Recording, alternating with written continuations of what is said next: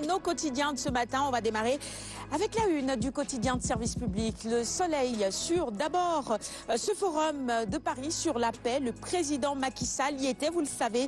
Il faut accepter nos différences, a-t-il déclaré à la une donc du Soleil. Ses propos sont repris. Vous apercevez d'ailleurs sa photo avec le président Macky Sall. À la une aussi cette question de l'émigration et le mythe de l'Eldorado qui résiste au temps. Détails aux pages 12 et 13 du quotidien national.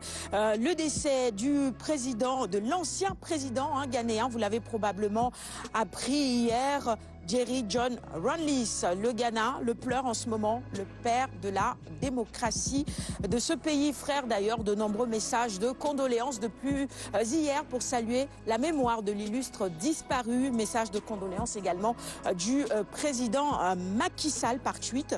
Vous retrouvez évidemment tout cela dans les colonnes du Soleil de ce matin. On poursuit la revue des titres du jour avec la une du quotidien Vox Populi et la réponse justement du président Macky Sall à Emmanuel Macron lors de ce forum sur la paix. Il faut qu'on accepte la différence pour pouvoir parler avec les autres communautés. Propos que vous retrouvez donc à la une de Vox Populi ce matin. Nous n'avons pas forcément les mêmes valeurs, mais on peut évidemment être ensemble. Dixit, le chef de l'État. Je suis africain, vous êtes européen. On n'est pas les mêmes, on est différents, mais on peut partager certaines valeurs. À la une également, ces propos du chef de l'État, cette fois-ci sur l'ONU. L'ONU est has-been. Notre participation est marginale. Toute l'Afrique, 54 États, aucun n'est membre permanent du Conseil de sécurité. C'est une injustice.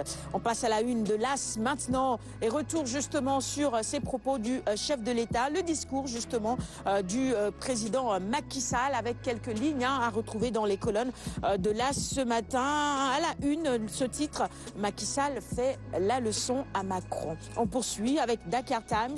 Avec un tout autre sujet, on s'intéresse cette fois-ci au protocole de pêche, les termes justement de cet accord entre le Sénégal et l'Union européenne. Trop de confusion, c'est ce que relève ce matin Dakar Times à sa une en ce qui concerne justement les termes de ce protocole de pêche. Certaines ONG de mauvaise foi tentent d'entraîner l'opinion publique nationale dans un piège avec des interprétations erronées des termes des accords qui n'ont véritablement rien à voir avec les causes de l'immigration clandestine. Commentaires et analyses donc de nos confrères de Dakar Times. Le quotidien sur le rapport de rentabilité de l'autoroute à péage. Eiffage roule l'État selon un rapport. Eh bien, les auteurs justement de ce rapport accusent la compagnie d'augmenter ses charges pour diminuer les bénéfices de l'État. Détail à la page 9. Le quotidien Le Témoin, c'est un quotidien d'information générale également sur la rentrée scolaire. Nous en parlions tout au long de cette semaine et même avant, le privé intransigeant, le Front des parents se fissure devant le racket et le diktat des établissements privés. Des parents ont été contraints, la mort dans l'âme, de payer les 3 mois réclamés. Écoles privées laïques et confessionnelles, toutes unies. Ça ne va pas être évident. On attend encore une fois la réaction du ministère et déjà ces propos du ministre Mamadou Talla justement à la une du Témoin ce matin. Il dit le dialogue est la seule voie possible. Il faut discuter. Source A, à la une, un autre accord, cette fois-ci. On reste tout simplement dans l'école, la scolarité, les frais de scolarité, le paiement justement, et la brouille qu'il y a autour de ces 3 mois à payer ou pas par les parents. Le mois de mai, le mois d'avril, le mois de juin, l'accorde alors. Vous ne le saviez peut-être pas, mais le 22 octobre dernier, l'Union des fédérations nationales des associations des parents d'élèves du privé du Sénégal s'engageait à payer les 3 mois d'arriérés de frais de scolarité réclamés par moratoire. Les écoles privées étaient prêtes à résorber le gap de l'apprentissage de l'année dernière. Eh bien, ce protocole est à retrouver dans Source A de ce matin, à la page 4 notamment. À la une de l'I-Quotidien, la rentrée scolaire également, une année à 1000 problèmes évidemment, et qui commence avec quelques brouilles entre les parents et les établissements, certains établissements privés, il faut être précis également. Et puis, autre titre à la une de l'I-Quotidien ce matin, c'est le sport avec la présidence de la CAF, Maître Augustin Senghor, candidat pressenti pour évidemment diriger cette instance africaine de foot. On passe au prochain quotidien.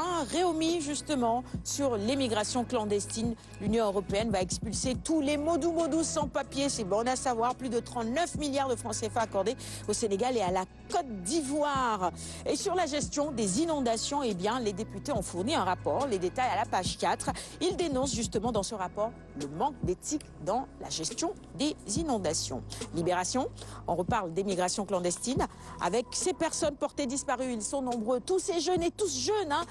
Révélation justement sur les destins de ces engloutis par l'océan. 154 migrants rapatriés en 48 heures.